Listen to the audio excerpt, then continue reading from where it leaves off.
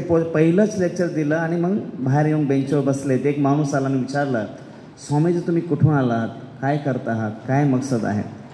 तर श्रील प्रभुपाद म्हणाले की मी भारतातून आलो आहे, इथे गीतेचा भागवताचा प्रचार करण्यासाठी आलो आहे आणि इथे मी आंतरराष्ट्रीय कृष्ण भावनामृत संघ ही स्थापना केलेली आहे, संस्था स्थापन केली, international society for Krishna consciousness, ISKCON, international society for Krishna consciousness ही संस्थांनी स्थापन केलेली आहे आणि हजारो माझे शिष्य आहेत आणि लाखोच्या संख्येने गीता भागवत प्रिंट केलेलं आहे आणि वितरण केलेलं आहे, चालू आहे वितरण.